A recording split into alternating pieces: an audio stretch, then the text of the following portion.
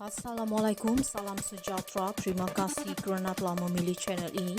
Jangan lupa tekan butang like, komen, subscribe dan share untuk Azam Baki, SPRM ada banyak bukti baru dalam Radzi Jidin.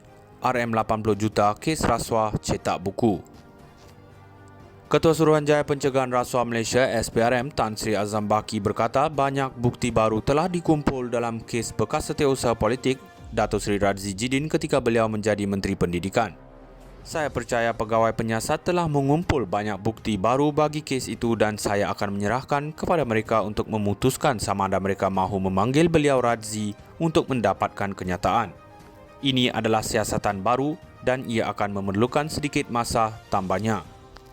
Radzi menafikan sebarang penglibatan dalam dakwaan penyelewengan RM 80 juta dalam pencetakan buku pengajian Islam. Suruhanjaya Pencegahan Rasuah Malaysia telah merampas beberapa dokumen berhubung siasatan dakwaan rasuah untuk pemberian projek bernilai RM 80 juta untuk percetakan buku untuk prasekolah.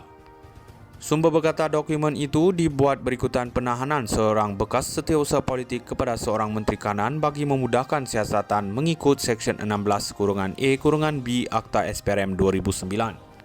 Individu itu bersama seorang lelaki berusia 50-an yang merupakan pemilik sebuah syarikat bagaimanapun telah dibebaskan hari ini selepas tempoh reman tamat. Dakwaan itu berlaku selepas 2 mesej teks WhatsApp tular yang mengaitkan bekas Menteri Pendidikan itu dengan penyelewengan dalam pemberian kontrak penyelenggaraan sekolah dan pencetakan buku pengajian Islam. Radzi berkhidmat sebagai Menteri Kanan memegang portfolio pendidikan di bawah pentadbiran Muhyiddin. Bekas setiausaha politik seorang Menteri Kanan Perikatan Nasional PN ditahan baru-baru ini oleh Suruhanjaya Pencegahan Rasuah Malaysia SPRM kerana disyaki meminta dan menerima rasuah untuk projek bernilai RM 80 juta melibatkan sebuah kementerian. Namun begitu, bekas Menteri Kanan PN Datuk Muhammad Radzi Jidin menafikan sebarang penglibatan dalam tuduhan terhadapnya yang telah muncul dalam talian dan menjadi tular dengan mengatakan beliau dikaitkan dengan projek buku. Catatan dalam talian itu menuduh Ahli Parlimen Putrajaya itu meluluskan pencetakan buku untuk prasekolah melalui rundingan terus berjumlah RM 80 juta.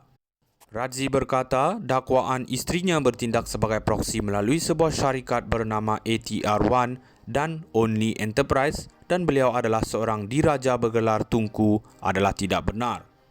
Saya ingin menegaskan bahawa tuduhan dalam mesej tular yang mengaitkan saya dan isteri dengan pencetakan buku untuk prasekolah adalah tidak benar sama sekali.